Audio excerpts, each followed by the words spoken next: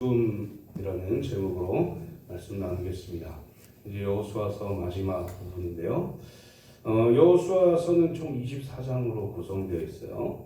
오늘 이제 마지막 장, 이제 마지막 부분 이렇게 한번 살펴봅니다.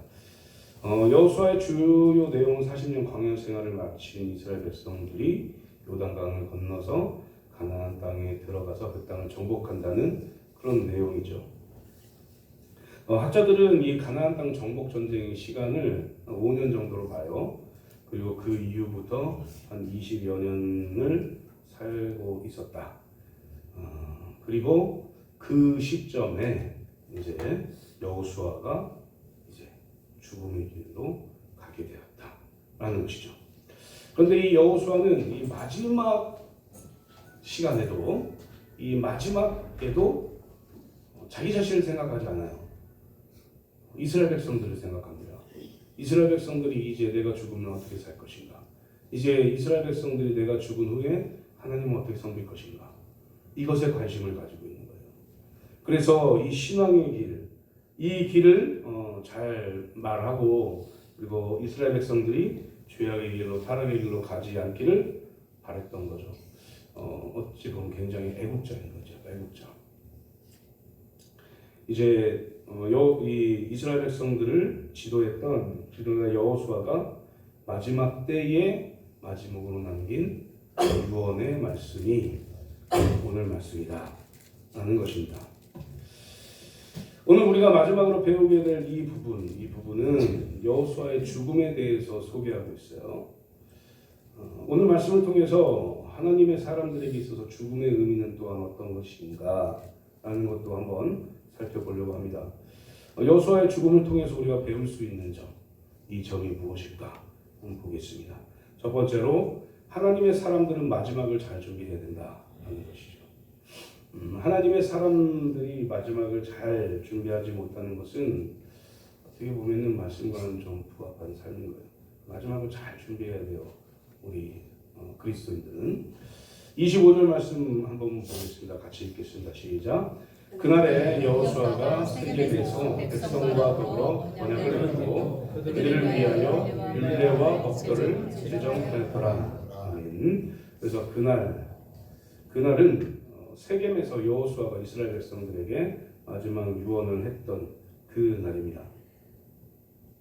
그날에 여호수아가 세겜에서 백성과 더불어 언약을 맺었대요. 그리고 율례와 법도를 제정하였다. 이 율례와 법도를 제정한 이유는 이스라엘 백성들이 이 하나님의 율례와 법도 가운데에서 온전히 살아갈 수 있게 하기 위함이다 라는 것이죠. 여호수아가 죽음을 앞두고 마지막으로 한 일은 믿음의 유언을 남긴 거예요. 믿음의 유산을 남긴 것이죠. 보통 사람들은 죽음을 앞두고 무언가를 합니다.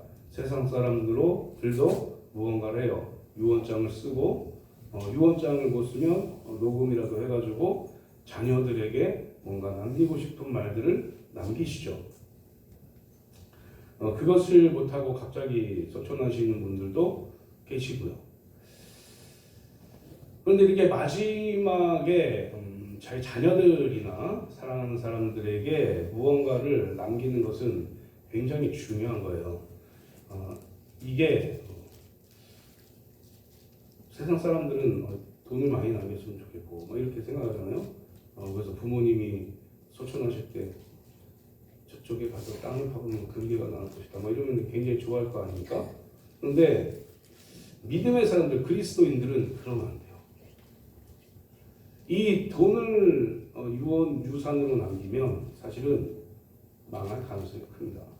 잘 될 것 같잖아요. 잘 되는 사람도 있겠지만 인성을 물려받았다면 잘 될 것 같지만 잘 안 되는 경우들이 화다하죠.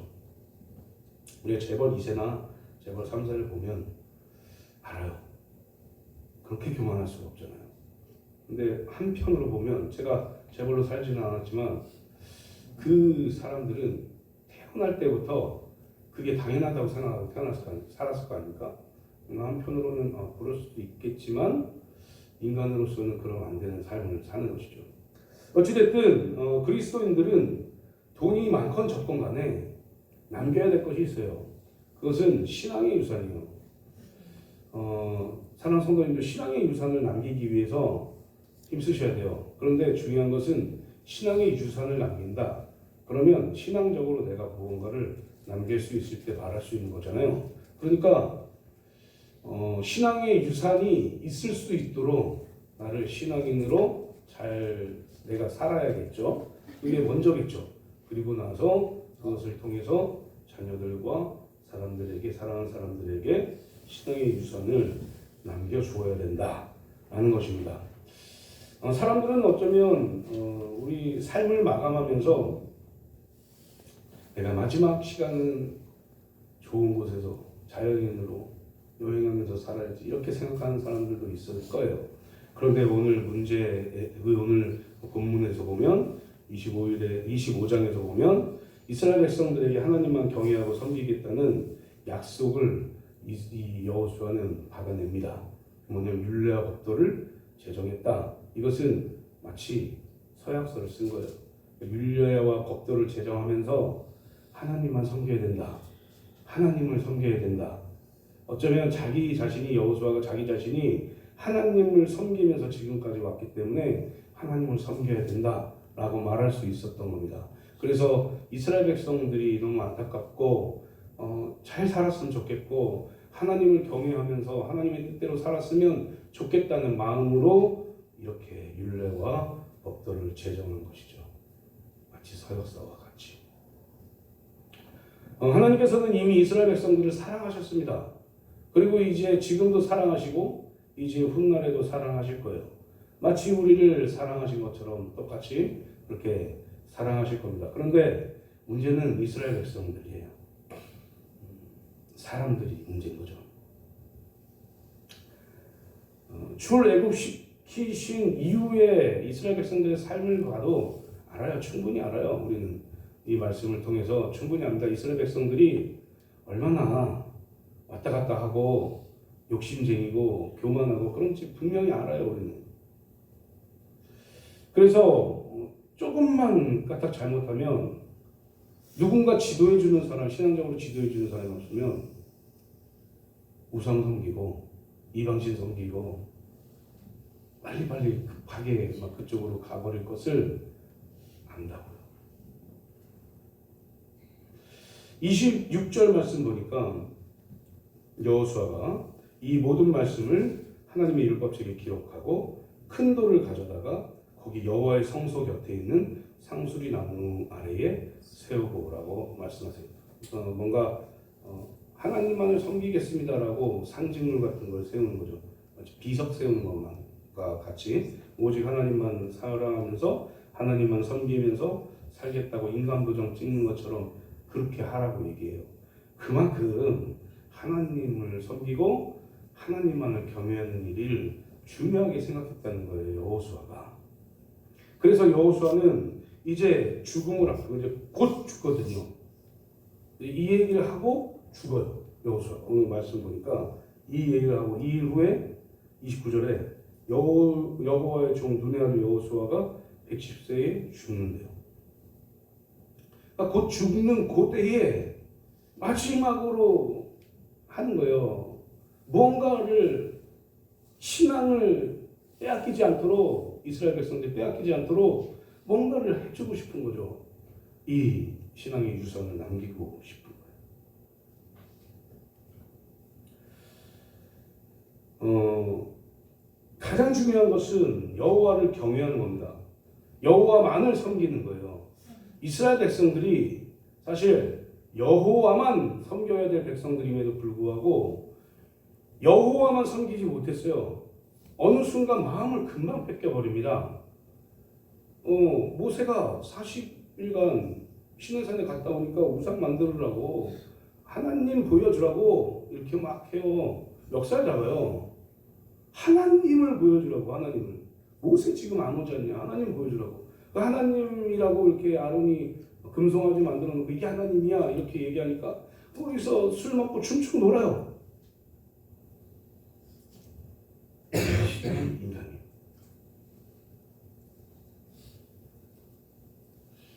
신기하죠. 읽어보면 되게 신기합니다. 어쩌면 우리 지금 현실을 살아가는 우리와 비슷할 수도 있어요. 조금만 나에게 내 스스로 경각심을 갖고 살지 않으면 죄 가운데 빠지는. 이 이스라엘 백성들이 시내산에서 금송아지 만들어 놓고 춤추고 술 먹고 그렇게 허황망탕하게 노는 거, 그게 아니더라도 하나님의 말씀에 불순종해서 죄 가운데 사는 것, 이 일이 우리 그리스도인들이 얼마나 많이 일어납니까? 그러니까 경각심을 갖고 그렇게 살으라고 큰 돌을 가져다가 비석에 새기는 것처럼 새기는 거예요. 그렇게까지 한 거예요, 여호수아가. 얼마나 이게 중요한지. 그런데 그렇게까지 했음에도 불구하고 이스라엘 백성들은 변합니다. 이 여호수아 다음 시간에는 사사기를 할 것 같은데요. 쭉 이어서 역사를 좀 보려고 하는데 금방 변해요. 금방 하나님이 없어요. 이스라엘 백성들에게. 오늘 말씀에서도 31절에 보니까 모든 일을 아는 자들이 사는 날 동안 여호와를 섬겼대요. 이게 이제 거꾸로 생각해 보면 모든 일을 아는 자들이 죽으니까 여호와를 안 섬긴 거예요. 해석해 보면 이스라엘 백성들이 그랬다고요. 여호수아가 그럴 것 같으니까 이미 여호수아는 광야에서 그런 거 봤거든요. 40년 동안. 좀만 이렇게 자기 힘들면 하나님 역사를 잡는 걸 봤거든요. 하나님한테 왜 나를 이렇게 이 지경으로 만들어서 이 광야에서 죽게 하냐고 그렇게 변한 이스라엘 백성들을 봤으니까요. 사랑하는 성도님들, 인생의 마지막. 우리는 사실 근데 중요한 것이 우리의 인생의 마지막이 언제인지 몰라요. 중요하죠, 그게. 언제인지 알면 잘 살든지 못 살든지 뭔가 계획하고 살 텐데 우리의 인생의 마지막을 모르니 더 열심히 살아야 되는 거예요. 그러니까 이게 무슨 의미인지 아시겠죠? 우리가 마지막을 모르니까 대충 살아야지라고 생각하면 인생은 안 살겠다는 얘기고, 우리의 마지막을 모르니까 내일이 될 수도 있고 모레가 될 수도 있고 한 100년 후가 될 수도 있고, 그렇게 사시고 싶으십니까? 그렇게 될 수도 있고, 누가 어떻게 될지 모르니까 더 열심히 살아야 된다는 것이죠. 그렇게 살면서 무엇을 해야 되느냐? 여호수아처럼 신앙의 유산을 남겨주기 위해서 신앙생활을 온전히 해나가야 된다라는 사실입니다. 그것을 통해서 우리 후손들, 우리 자녀들에게 아주 좋은 신앙의 유산을 여호수아처럼 이렇게 남기시는 저와 성도님들 되시기를 주님의 이름으로 축복합니다. 두 번째는 인간이 여호수아의 죽음을 보면서 무엇을 느낄 수 있는가? 인간은 누구나 한계를 가진 피조물임을 알아야 한다라는 거예요. 인간은 누구나 한계를 가진 피조물이다. 29절과 30절 말씀 보겠습니다. 시작. 이 일 후에 여호와의 종 눈의 아들 여호수아가 110세의 죽음에 그들이 그를 그의 기업의 경내 딥나스라에 장사하였으니 딥나스라는 에브라임 산지 바스산 북쪽이었다. 이 지방은 여호수아의 고향이겠죠. 그래서 그쪽에 가서 여호수아를 묻어요. 여호수아가 110세에 죽어요. 그리고 여호수아가 분배받은 땅에서 장사 지내게 되는 거죠. 사실 여호수아는 이스라엘 백성들의 위대한 지도자였습니다. 존경받았어요. 영웅이었어요. 믿음의 영웅이었어요. 사실 우리가 최고의 지도자, 이스라엘의 최고의 지도자는 모세 이렇게 얘기하기 때문에 여호수아는 왠지 좀 작은 것 같이 느껴지지만, 이 여호수아를 하나님이 택하셨고 하나님이 기름 부어서 하나님이 이스라엘 백성들의 지도자로 삼으셨습니다. 물론 어떤 면에서는 이 모세의 종이었기 때문에, 수종자였기 때문에 모세보다 덜하다 생각할 수 있지만, 이 여호수아조차도 이스라엘 백성들이 출애굽한 이후에 지금까지 있었던 모든 일들을 다 경험했던 사람이에요. 그러니까 출애굽 1세대죠. 모세와 똑같이. 이 사람은, 이 여호수아는 굉장했습니다. 이 모세, 이 이스라엘의 군대 장관이었어요. 군대 장관, 싸우는 사람이었죠. 장수였단 말이에요. 정말 위대한 지도자였고, 이 사람이 살았을 때 청년 시절까지 애굽 땅에서 노예로 삽니다. 그리고 하나님이 출애굽시키신 이후에 이제 광야에서 40년의 세월을 보내요. 홍해에서 이 홍해가 이 모세가 딱 하니까 하나님이 딱 홍해를 가르치고 그 멋진 광경도 보고 광야에서 매일매일 주시는 만나 그리고 1m 이상 쌓이는 메추라기 이런 거 다 봐요. 모세가 지팡이로 두드리니까 물도 나오고 물 나오라고 하니까 물도 나오고 물이 썼는데 나뭇잎 하니까 단물이 되고 이런 거 다 봤다고요. 완전히 싹 다 봅니다. 그리고 요단강을 건너오기 바로 전에 전쟁도 해요. 두 왕을 죽여서 이제 요단강 앞에 서 그리고 모세가 사라진 것도 알아요. 그것도 경험해요. 그리고 그때부터 이스라엘 백성들의 지도자가 됩니다. 지도자가 된 이후에 모세가 경험하지 못한 일들을 여호수아가 경험해요. 뭘 경험합니까? 요단강을 건너요. 요단강을 그냥 걸어서 건넜겠죠. 근데 3, 4월이니까 물이 너무 많이 찼는데 그게 이제 갈라져서 멈춘 거죠. 이렇게 멈춰서 건너요. 그리고 해와 달이 멈추는 경험도 하고 요단을 건너가지고 여리고 성이 무너지는 경험도 하고 하나님을 의지하지 않았더니 아이성에서 패배하는 전투도 경험도 하고 그리고 31왕을 다 점령하는 나라를 다 점령하는 것들도 경험합니다. 그리고 나서 이제 20년의 세월을 산 거예요. 사실 어떻게 보면 모세보다도 더 많은 하나님의 이적을 경험한 지도자입니다. 여호수아가. 근데 이 여호수아가 이제 죽는 거예요. 여호수아는 정말 위대한 사람이었고 모든 걸 다 경험했던 사람이었어요. 그래서 뭔가 대단한 사람처럼 보입니다. 우리가 알고 있는 성경에 나와 있는 믿음의 사람들, 그 사람들 뭐 모세나 아브라함이나 이삭이나 야곱이나 요셉이나 뭐 이런 사람들 다 위대해 보이잖아요. 다 죽었어요. 다 죽었어요. 이 땅에 태어나서 죽지 않는 사람은 한 명도 없습니다. 물론 엘리야랑 누굽니까 하늘로 올라갔지만 하나님 앞에서 이 피조물인 인간은 죽음을 피할 수 없는 존재.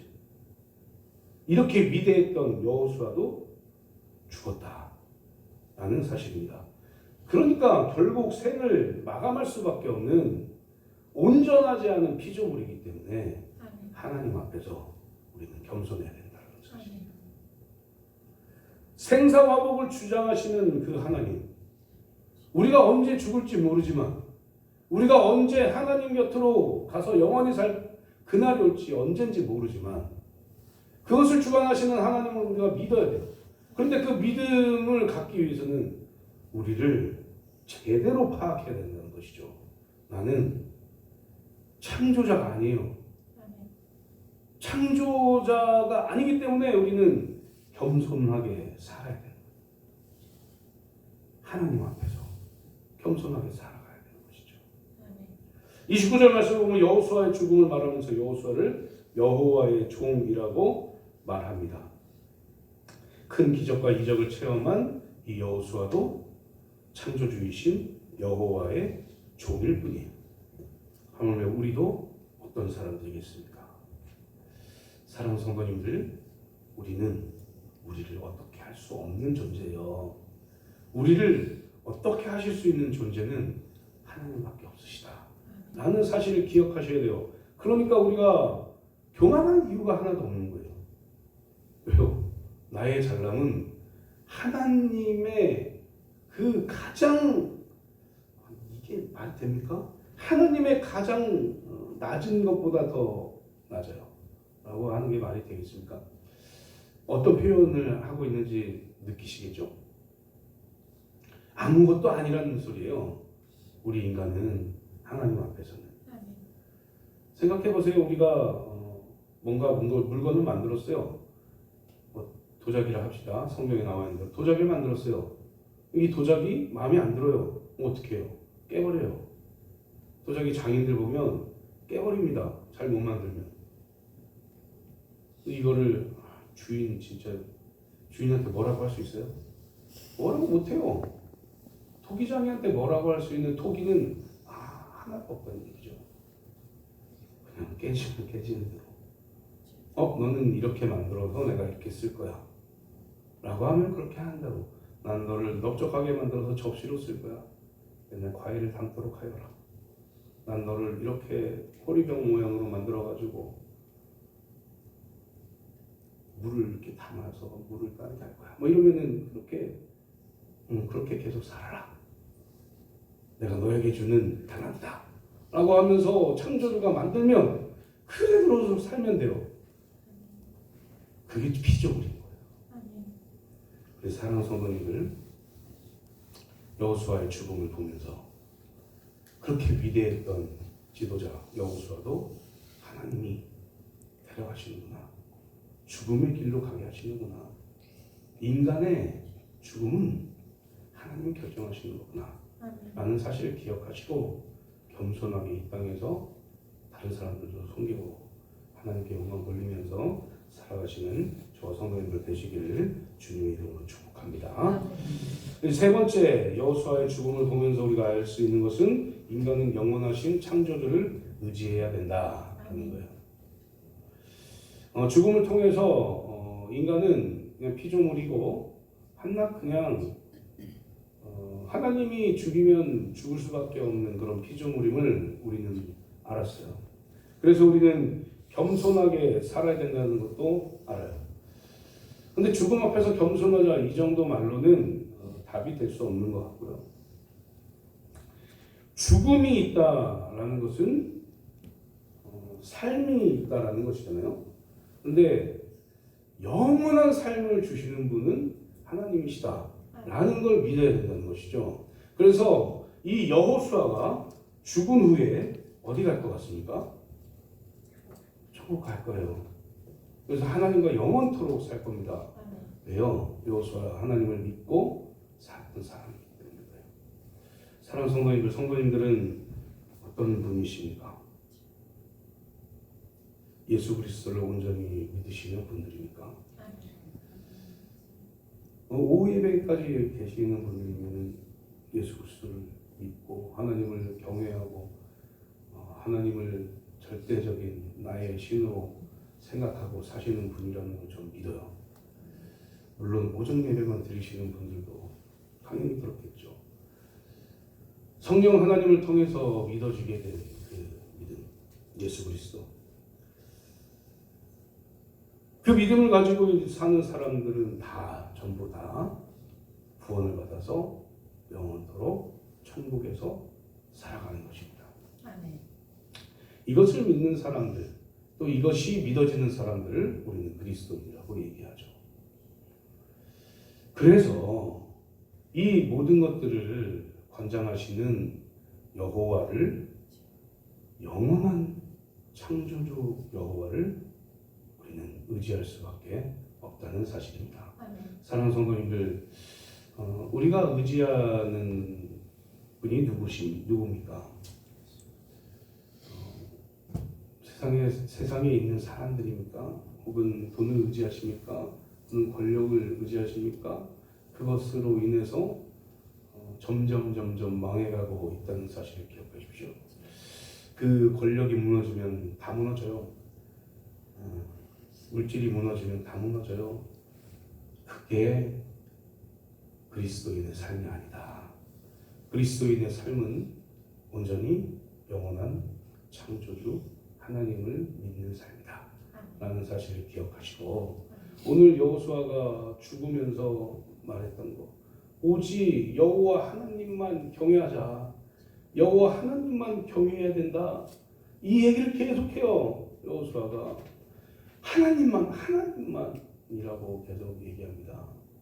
그러니 우리도 오직 하나님만 경외함으로 하나님을 의지하면서 승리하는 삶을 살아가시는 저와 성도님들 되시기를 주님의 이름으로 축복합니다. 이제 말씀 맺도록 하겠습니다. 사랑하는 성도님들, 전도서 12장 1절과 2절 말씀을 보면, 너는 청년의 때에 너의 창조주를 기억하라. 곧 곤고한 날이 이르기 전에 나는 아무 낙이 없다고 할 해들이 가깝기 전에, 해와 빛과 달과 별들이 어둡기 전에, 비 뒤에 구름이 다시 일어나기 전에 그리하라 라고 말씀하세요.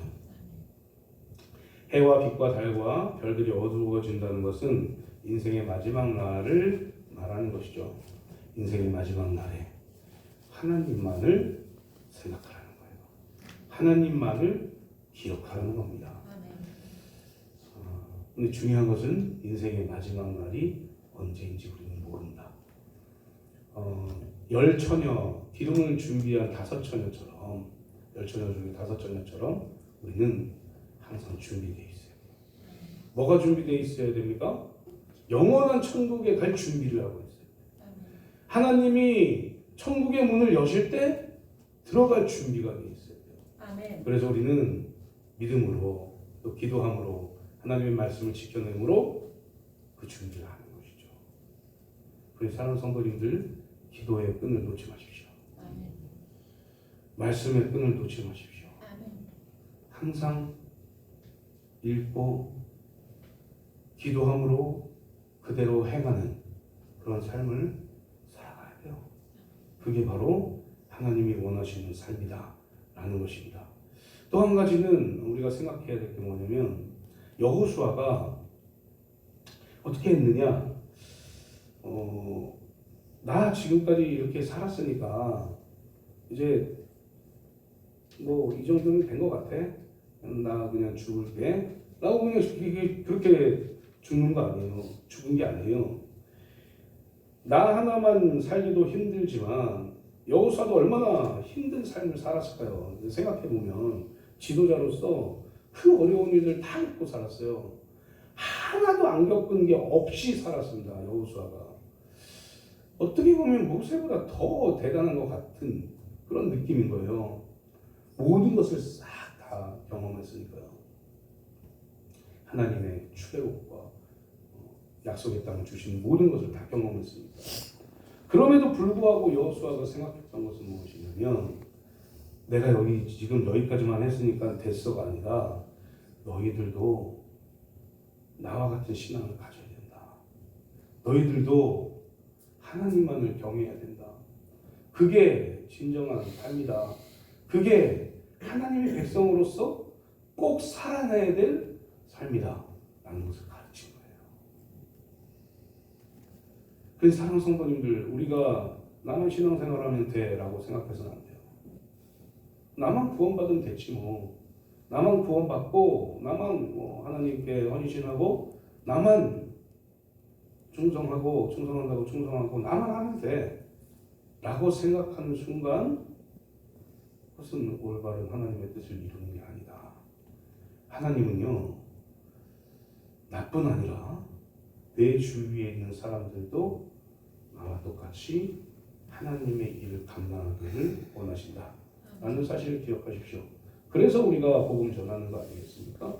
그래서 우리가 삶으로 하나님을 나타내는 것 아니겠습니까? 그래서 우리가 나 그리스도인입니다, 나 그래서 이렇게 살아요 라고 사는 거 아니에요. 여호수아가 지금 그렇게 살고 있는 거예요.